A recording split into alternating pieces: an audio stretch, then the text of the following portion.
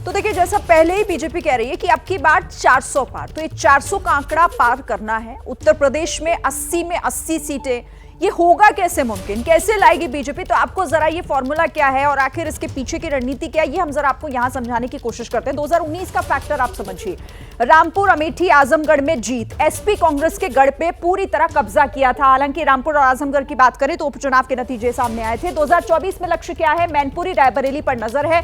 दोनों सीटें जीतने पर जोर रहेगा, यानी चुनौतियां जहां पर है वहां फोकस ज्यादा है, हारी हुई सीटों पर फोकस है। जहां हारे उनकी समीक्षा, जातीय धार्मिक समीकरण साधा जाएगा। कोई भी समीकरण जो है वो किस तरीके से साधा जाएगा, बूथ स्तर पर मजबूती कैसे लाई जाएगी। 1 लाख बूथों पर अच्छी पकड़ है, 75,000 बूथों पर कमजोर, 40,000 बूथ अल्पसंख्यक बहुल्य हैं, 35,000 बूथ पर टक्कर की लड़ाई है और इन बूथों पर सेंधमारी की पूरी प्लानिंग बीजेपी ने की है। आगे देखिए, इन वोटर्स पर नजर, कौन से यादव, जाटव, मुस्लिम, अलग अलग नेताओं को इसके लिए जिम्मेदारी सौंपी जाएगी कि आप इनके बीच रहिए और इन्हें साधने की पूरी कोशिश कीजिए। ये तीनों बहुत महत्वपूर्ण है, यादव, जाटव और मुस्लिम, जिस पर बीजेपी की निगाह है और इसीलिए माइक्रो लेवल पर इसे लेकर बातचीत की जा रही है, प्लानिंग की जा रही है, ताकि 80 में 80 सीटें जीतने का जो ये लक्ष्य है ये पूरा हो सके। अभिषेक, लेकिन क्या ये इतना आसान होगा बीजेपी के लिए उत्तर प्रदेश में 80 में 80 सीटें?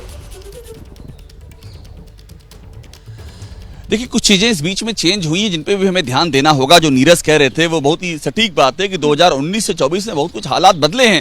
मैं आपको 2 सीट का एग्जांपल दूं, आजमगढ़ का दूं और रामपुर का दूं, जहां उपचुनाव में बीजेपी जीती है। जबकि ये वो सीटें हैं जो कि विपक्ष का गढ़ हुआ करती थी। खासतौर पर रामपुर की सीट, आजमगढ़ में जिस तरह से लड़ाई थी, वहां से अखिलेश यादव चुनाव जीत चुके हैं, तो ये बीजेपी ने ली है इस उन उपचुनाव में। और इसके अलावा जो बाकी की सीटें हैं, जिन 15 की मैं बात कर रहा था जो विपक्ष खेमे में गई थी, उन पर जो है पूरी तरह से व्यू रचना है। मैं एक मुरादाबाद सीट की आपसे बात कर रहा हूं। मुरादाबाद की सीट जो कि समाजवादी पार्टी के पास है, उसको लेकर के बीजेपी ने जो अपनी व्यू रचना तैयार की है और जिस तरह से उसको पश्चिम में आरएलडी का साथ मिल रहा है, एक एक ऐसी सीटों पर बाकायदा उम्मीदवार फाइनल कर लिए गए हैं। उनका जल्दी अनाउंसमेंट हो जाएगा और किस तरह से वहां प्रचार कराना है, सहयोगी दलों में किसका वहां पर समर्थन लेना है, जाति फैक्टर क्या है, ये सब कुछ पर विचार फाइनल हो चुका है। जी ठीक है, यानी जातीय धार्मिक सभी समीकरण जो हैं वो तय किए जाएंगे, साधने की पूरी कोशिश है। एक और बड़ी खबर आ रही है और ये लोकसभा चुनावों से जुड़ी हुई बड़ी खबर है। फरवरी के अंत तक बीजेपी की पहली लिस्ट संभव है कि सामने आ जाए। पहली लिस्ट में 100 उम्मीदवारों के नाम होंगे। सूत्र ये जानकारी दे रहे हैं और ऐसा भी बताया जा रहा है सूत्रों के हवाले से कि हारी हुई सीटों पर पहली लिस्ट में ऐलान किया जाएगा, यानी कि जो पिछली बार हारी थी जो सीटें, उनका जिक्र जो है वो पहली लिस्ट में होगा, ऐलान किया जाएगा। नीरज, क्या और जानकारी? पहली लिस्ट की पूरी तैयारी, लेकिन सबसे महत्वपूर्ण, जो सीटें हारी थी उन सीटों में पहली लिस्ट में उनका ऐलान किया जाएगा। देखिए श्रीन, भारतीय जनता पार्टी ने करीब 1.5 साल पहले ही देश भर की करीब 160 ऐसी सीटें हैं चिन्हित की थी, जहां या तो भारतीय जनता पार्टी 2014 और 2019 में जीत नहीं पाई थी, या उन सीटों में 2019 या 2014 में कभी जीती थी लेकिन बहुत थोड़े मार्जिन से रह गई थी। ऐसी सीटों को भारतीय जनता पार्टी ने ग्रे लिस्ट में डाला था कि इन लिस्टों पर, इन सीटों पर काम करना, और इसके लिए बाकायदा केंद्र से सीनियर लीडर्स की एक टीम बनाई गई थी और क्लस्टर प्रभारी तैनात किया गया था।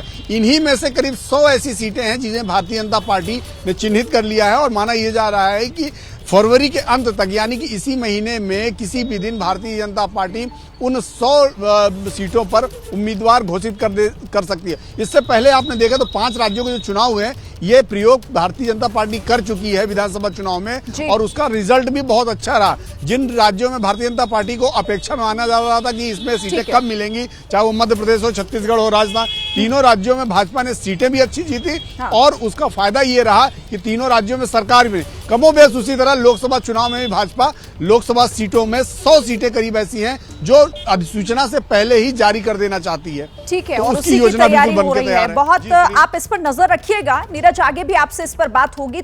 जैसे ही घड़ी का काटा दोपहर 2:30 पे आए, बबीता जी का दिल सास बहू साजिश के लिए मचल जाए। और ये है इनकी बहू, पूरे दिन ऑफिस की टेंशन हो जाए गॉन जब ये करें अपना फेवरेट शो फ्री टाइम पे ऑन। इनकी तरह आप भी देखिए अपना फेवरेट शो अपने टाइम पर और डाउनलोड कीजिए एबीपी लाइव ऐप अपने स्मार्ट टीवी पर।